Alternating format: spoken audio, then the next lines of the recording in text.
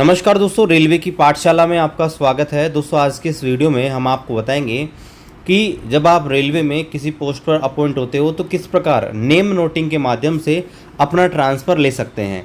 दोस्तों यहाँ पर देखिए, ट्रांसफ़र कई टाइप के होते हैं जिनके ऊपर हमने ऑलरेडी वीडियो बना दिया है। अगर आप इंटर रेलवे या इंटर डिवीज़न ट्रांसफ़र लगाते हैं तो उसमें आपका नेम नोटिंग नहीं लगता है। और कई जगह दोस्तों आजकल नेम नोटिंग यहाँ पर HRMS के माध्यम से भी लगाया जाता है, लेकिन फिर भी यहाँ पर बहुत जगह अभी भी ऑफलाइन अगर आप लगाते हो तो वो भी यहाँ पर मान्य होता है। तो यहाँ पर मैं आपको इस वीडियो में नेम नोटिंग का फॉर्म कैसे लगाते हैं, कौन कौन सी डिटेल आपको फिल करनी होती है, क्या गलती आप ना करें, कितनी कॉपीज़ में आपको बनाना होता है और किस हिसाब से आप इसमें प्रीफ्रेंस डालें ताकि आपका ट्रांसफ़र एक जगह से दूसरी जगह यहाँ पर हो जाता है। तो चलिए शुरू करते हैं। तो लेना चाहते हैं तो यहाँ पर एक चीज़ आपको पता होनी चाहिए कि एक डिवीज़न के अंदर एक स्टेशन से दूसरे स्टेशन पर जाने के लिए ही नेम नोटिंग यहाँ पर लगाया जाता है।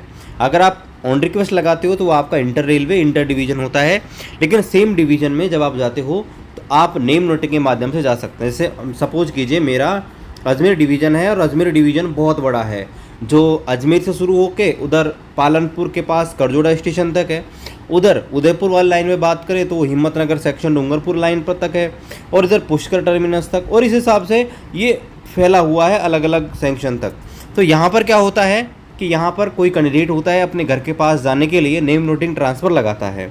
अब नेम नोटिंग कब लगा सकता है? नेम नोटिंग जब आप रेलवे में सेलेक्ट हो जाते हो और रेलवे में ट्रेनिंग खत्म करने के बाद जब आपको स्टेशन अलॉट हो जाता है और वहाँ पर भी अगर आपको ट्रेनिंग वगैरह दी जाती है इनिशियली, उसको ख़त्म करने के बाद आप दोस्तों नेम नोटिंग यहाँ पर लगा सकते हैं।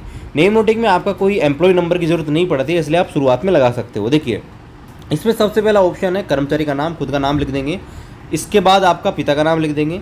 पद नाम क्या है? पद नाम जो भी आपका पद है, आप ट्रैक मेंटेनर हो, पॉइंट्समैन हो, या जिस भी पोस्ट पे वो आप लिख देंगे।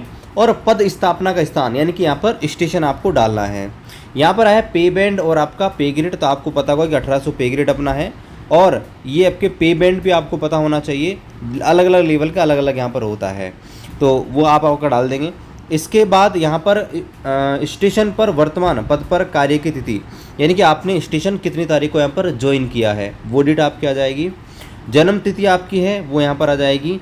नियुक्ति तिथि, अब यहाँ पर आपको ध्यान रखना है कि नियुक्ति तिथि आपके केस में अलग होगी, क्योंकि कई पोस्ट ऐसे होती हैं जिन पर इनिशियली ट्रेनिंग यहाँ पर दी जाती है। जैसे आपका पॉइंट्समैन रहा या और कोई पोस्ट है, तो उसमें क्या है कि आपका नियुक्ति तिथि तो जिस दिन आपको ज्वाइन कराया था, जिस दिन से आपकी ट्रेनिंग शुरू हुई थी, लेटर बना के आपको दिया होगा, वो आपकी नियुक्ति तिथि होती है।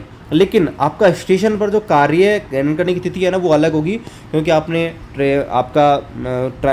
ट्रेनिंग ली होगी, उसके बाद आपने फील्ड ट्रेनिंग ली होगी, उसके बाद आपने स्टेशन अलॉट हुआ होगा, फिर आपने स्टेशन पर कार्यभार ग्रहण किया होगा। तो ऐसे में दोनों डेट यहाँ पर अलग अलग होंगी। अब देखिए आगे बात करते हैं कि वर्तमान स्टेशन पर पद स्थापना का स्रोत, यानी कि आप वर्तमान स्टेशन पर कैसे आए। तो यहाँ पर देखिए, यहाँ पर बहुत सारे ऑप्शन दिए गए हैं। पहला है प्रथम नियुक्ति, यानी कि आपको पहला एक बार यहीं ज्वाइन किया है। दूसरी आपसी बदली, मतलब म्यूचुअल ट्रांसफ़र। स्वयं की प्रार्थना, ऑन रिक्वेस्ट पर। पदोन्नति, आप प्रमोशन होकर आए हैं या प्रशासनिक हित में। तो अभी देखिए आप इनिशियली शुरुआत में आए हो तो इसमें आपका ऑप्शन आ जाएगा प्रथम नियुक्ति, तो आप इसमें लिख देंगे प्रथम नियुक्ति। दूसरा यहाँ पर देखिए, क्या कर्मचारी ने किसी भी स्टेशन पर क्वार्टर रोक रखा है जहाँ के लिए नाम नोट कराने की प्रार्थना की है। तो देखिए यहाँ पर ये बोलना चाहता है कि क्या आपने कोई क्वार्टर वगैरह ले रखा है, अगर हाँ तो हाँ, नहीं तो नहीं। और जहाँ के लिए नाम नोट कराने की प्रार्थना की है, तो जिस भी स्टेशन पर आप नेम नोट करा रहे हैं, क्या उस स्टेशन पर आपने कोई क्वार्टर ले रखा है, तो मुश्किल से ही कोई लेगा, क्योंकि बहुत सारे ले लेते हैं जिनका मान लीजिए फैमिली का कोई दिक्कत होता है तो वो दूसरे स्टेशन पे भी क्वार्टर ले सकते हैं, रेलवे में प्रोविज़न होता है। लेकिन आप इनिशियली आपकी ज्वाइनिंग है तो मेरे लगता है नहीं किसी ने ले रखा होगा, तो इसमें आपका नो आ जाएगा। ठीक है, अब बात करते हैं स्टेशन का नाम। अब यहाँ पर देखिए ध्यान रखना, ये उसी के बारे में पूछ रखा है। अगर आपने किसी भी स्टेशन पर क्वार्टर रोक रखा है तो आपने ले ही नहीं रखा, तो आप नॉट एप्लीकेबल लिख देंगे, एन ए लिख देंगे, और इसमें भी एन ए लिख देंगे। यहाँ पर देखिए क्या क्वार्टर रोकने की अनुमति मांगी है, और यदि मांग रखी है तो आप लिख देंगे, अदरवाइज आप इनिशियली हैं तो आप एन ए लिख देंगे। ठीक है, आगे बढ़ते हैं। यहाँ पर देखिए ये सबसे मोस्ट इंपॉर्टेंट चीज़, यहाँ पर देखिए स्टेशन जिसके लिए नाम नोटिंग कराने का अनुरोध किया है, यानी कि आप जिस भी स्टेशन पर ट्रांसफ़र लेना चाहते हैं उन स्टेशनों की प्रीफ्रेंस आपको देनी है, 3 स्टेशन की। अब यहाँ पर आपको एक चीज़ ध्यान रखनी है कि यहाँ पर आपको वो स्टेशन डालने हैं या आपको कहीं से भी इस चीज़ की नॉलेज लेनी है कि ऐसे स्टेशन जहाँ पर आपका स्टाफ की कमी है। क्योंकि देखिए, अगर आपने ऐसे स्टेशन डाल दिए जहाँ पर ऑलरेडी आपका कैडर फुल है, तो आपको ट्रांसफ़र कैसे मिलेगा? उस स्टेशन पर, जिस स्टेशन पर ऑलरेडी सीटें खाली हैं, तो उस स्टेशन पर आपको ट्रांसफ़र मिल सकता है। लेकिन जिस स्टेशन पर जितने का कैडर है उतने एम्प्लॉय अगर वर्किंग में हैं, तो अगर कोई कर्मचारी फ्यूचर में ट्रांसफ़र होगा, प्रमोशन होगा, तो ही आपका वहाँ पर ट्रांसफ़र हो सकता है। तो आप क्या कीजिए, जो भी ये 3 स्टेशन आपसे प्रेफरेंस मांगे हैं, आप कहीं से भी आपके वरिष्ठ जो भी साथी हैं या आपके इंचार्ज है, उनसे इस बात की जानकारी लीजिए कि किस स्टेशन पे सीटें खाली हैं, तो उसी स्टेशन पे ही आप जो है अपना नेम नोटिंग लगाएंगे। और उसके बाद यहाँ पर आगे बोला गया है नाम नोट कराने का कारण। आप ट्रांसफ़र क्यों लेना चाहते हैं? तो बेसिकली बात है कि आप सभी अपनी फैमिली रीजन्स की वजह से यहाँ पर जाना चाहते हैं, तो यहाँ पर लिख सकते हैं पारिवारिक कारण लिख सकते हैं। ठीक है, नाम नोट कराने का आप लिख सकते हैं पारिवारिक कारण, निजी कारण, कुछ भी लिख सकते हैं। ठीक है, अन्य कोई चीज़ है तो आप यहाँ पे नोट डाल सकते हैं, नहीं तो कोई दिक्कत नहीं है। अब यहाँ पर देखिए, यहाँ पे आपको कर्मचारी के साइन करने हैं या आपको नाम लिखना है, वो है आपका पद नाम। अब ये जो फॉर्मेट है ना, वो दोस्तों ट्रैक मेंटेनर के लिए है। तो यहाँ पर क्या है, इनके लिए आता है अधीन वरिष्ठ सेक्शन इंजीनियर रेल पथ, यानी कि आप किसके अधीन, आपका इंचार्ज कौन है उसका नाम। लेकिन रेल पथ या अधीन एसएससी, जो भी एसएससी आपका लगता है, वो एसएससी अलग अलग हो सकते हैं, तो उसका आपको नाम लिखना है उस जगह का पर्टिकुलर का।